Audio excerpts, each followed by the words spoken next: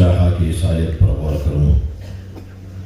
ارشاد ہو رہا ہے وَاعْلَمُوا أَنَّمَا الْحَيَاةُ الدُّنْيَا لَعِبٌ وَلَهْوٌ، جان لو دنیاوی زندگی کھیل کود ہے، وَزِينَةٌ وَتَفَاخُرٌ بَيْنَكُمْ، اور حسن پرستی اور حسن بینی اور حسن آرائی ہے، وَتَكَاثُرٌ فِي الْأَمْوَالِ وَالْأَوْلَادِ، اور مال کی کثرت پر اور اولاد کی تعدد پر فخر کرنا ہے۔ یہ الفاظ قرآن مجید کے ہیں، گویا اللہ ان الفاظ میں دنیاوی زندگی میں انسان کی زندگی کے مراحل کو بیان کر رہا ہے، اللہ مزاجوں کو بیان کر رہا ہے۔ ہر سن و سال کا ایک مزاج ہے، ہر عمر کا ایک مزاج ہے۔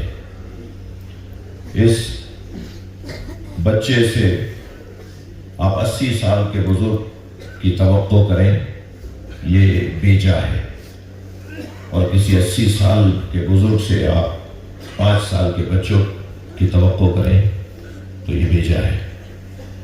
ایک جوان جس انداز سے سوچتا ہے بزرگ نہیں سوچتا، اور جس انداز سے بزرگ سوچتا ہے وہ بچہ نہیں سوچتا، اور جس انداز سے بچہ سوچ رہا ہوتا ہے ایسے بزرگ نہیں سوچتے۔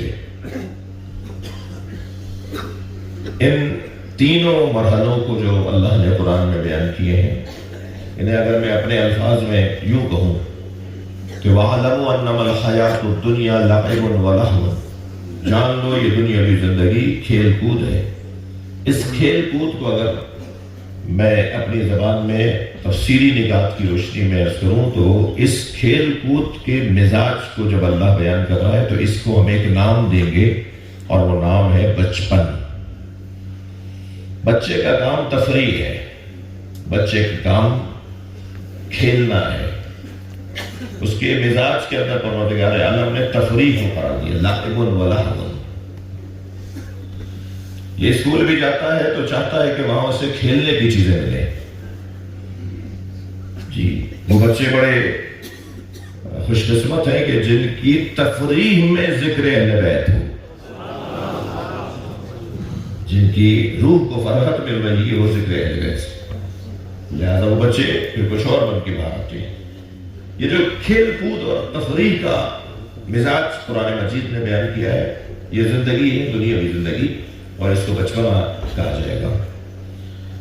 آپ دیکھیے کہ کل کا بچہ اسکول جاتا تھا تو روتا پیٹتا جاتا تھا، جو کل کے بچے آج بزرگ بیٹھے ہیں تھوڑی دیر کے لیے مجھے برداشت کریں۔ کل کا بچہ اسکول روتا پیٹتا جاتا تھا، اور آج کا بچہ اسکول نہ جائے تو روتا ہے۔ تو بچہ بدلا ہے یا اسکول؟ بچہ نہیں بدلا، اسکول میں طریقے بدل گئے، اور یہ جو طریقے آج اسکول نے اپنائے ہیں تو آپ دیکھیے کہ تعلیمی جو مقدار ہے، تعلیمی جو دوڑ ہے وہ ماضی کی نسبت زیادہ ہے۔ تعلیمی ادارے زیادہ ہے، تحقیقی مزاج زیادہ ہو گیا ہے، تحقیق کے انداز بہت مختلف سامنے آ رہے ہیں۔ اس کی وجہ یہ ہے کہ آج تعلیمی اداروں میں ان چیزوں کا خیال کیا جا رہا ہے جو اس طالب علم کے مزاج کے مطابق۔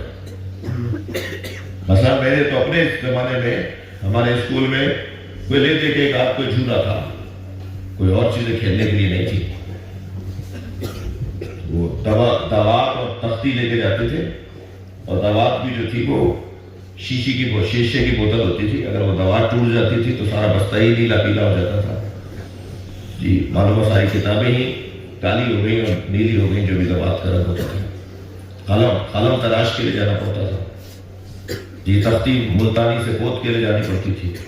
وہ زمانہ، یہ کام بچے کے کرنے کے ہیں، مگر ہو گئے، گزر گیا وقت۔ مگر آج کے بچوں کے لیے ایسا نہیں ہے اسکولوں میں۔ آج کے بچوں کے لیے اسکولوں میں اہتمام ہے، انتظام ہے۔ آج تو بہت سے اسکولوں میں کتابیں ہی نہیں لے کے جاتے بچے، ان کو ذہنی طور پر مضبوط کیا جاتا ہے، پھر وہ کتاب تو خود پڑھ لے گا، اس کو اس قابل بنا دیا جاتا ہے۔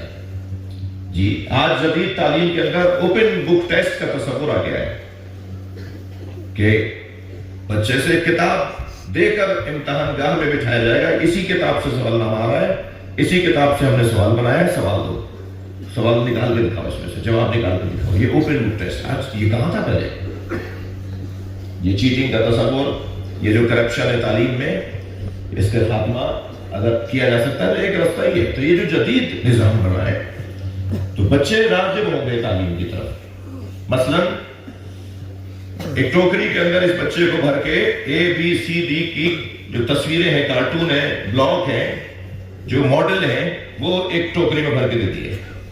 الف کا، بے کا، بے کا، تے کا، وہ ماڈل اس کے اندر بھرتی ہے. سامنے چارٹ کے اوپر لکھا ہوا ہے الف بے پہ ترتیب کے ساتھ، اور اس بچے سے کہا جا رہا ہے کہ یہ جو ترتیب کے ساتھ لکھا ہوا ہے انہیں اس میں سے ڈھونڈو. اب بچہ ان میں سے ڈھونڈ رہا ہے، وہ سمجھ رہا ہے کہ میں کھیل رہا ہوں. اب اسے کیا پتا کہ اس کو دھوکہ دیا جا رہا ہے، تو کھیل کھیل میں اسے پڑھایا جا رہا ہے اور وہ کھیل کھیل میں پڑھ لیتا ہے.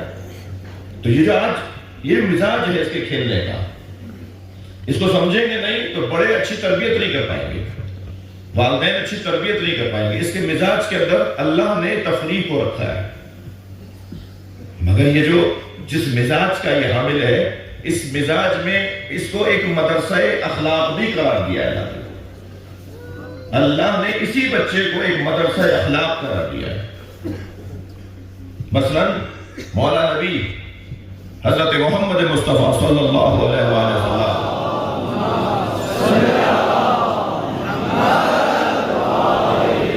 اپنے ایک قول میں ارشاد فرمائے، جسے حضرت جمع کر لے گا.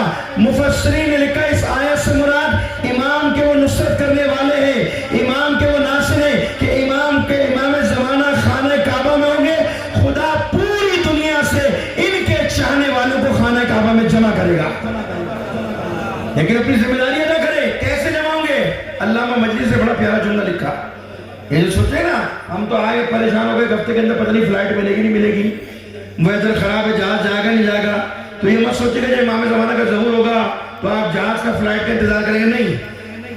علامہ مجلس نے اس آیت کی ذیل میں ایک اچھا جملہ لکھا، بڑا خوبصورت جملہ لکھا. کیسے جمع ہوں گے وہاں پر؟ پوری دنیا کے گوشوں کنار سے، دیہاتوں سے، گاؤں سے، کوئی افریقہ سے، کوئی امریکہ سے، کوئی ایران سے، کوئی پاکستان سے، کوئی گلگت بلتستان سے. وہ کیسے پہنچے گا پہلے جھمک میں؟ کہ اس طرح سے پہنچے گا کہ جس طرح سے آصف ابن برخیہ نے چشم زدن میں تخت بلقیس کو اٹھایا، سلیمان کے سامنے پیش کیا، بس اسی طرح سے خدا پوری دنیا سے امام زمانہ کے ناصرین کو جمع کرے گا، چشم زدن میں فخر سلیمان امام زمانہ کے سامنے پیش کر دے گا. تو لہٰذا یہ سوچ کے کام کیجئے، کبھی مایوس مت ہوئیے گا، اپنی ذمہ داری کو ادا کرو. جوانوں سے خاص کر کہہ رہا ہوں، خدا نے آپ کو صلاحیتیں دی ہیں، مختلف صلاحیتیں دی ہیں.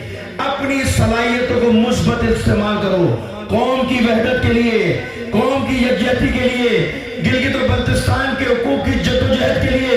قرآن کہہ رہے وَلَا تَهِنُوا وَلَا تَحْزَنُوا، نہ ہی محزون ہو نہ ہی دل ملول ہو، تم سب سے برتر والا ہو، مگر شرط یہ کہ مومن بن جاؤ. جب اپنی صفوں میں اتحاد پیدا کرو گے، اپنی صفوں کو مضبوط کرو گے، تو پھر دنیا کی کوئی طاقت نہیں ہے کہ جس کے تانے سامنے تم اپنے حقوق کی کشکول لے کر کھڑے ہو گے. اپنے پیر پر کھڑے ہو. جو قومیں اپنے پیر پر کھڑی ہوتی ہیں پوری دنیا ان کی طرف جھکتی ہے، اور جو لوگ کشکول لے کر کھڑے ہوتے ہیں ان کی قوم میں معاشرے میں کوئی ارزش نہیں ہوتی. لہٰذا اپنے جوانوں کو پیغام دیتا ہوں کہ اپنے پاؤں پر کھڑا ہونا سیکھو. خدا کی قسم تم قوم ہو، تم اپنی ذمہ داری ادا کرو، خدا تمہیں عزت عطا کرے گا، سرفرازی عطا کرے گا. السلام علیکم ورحمۃ اللہ.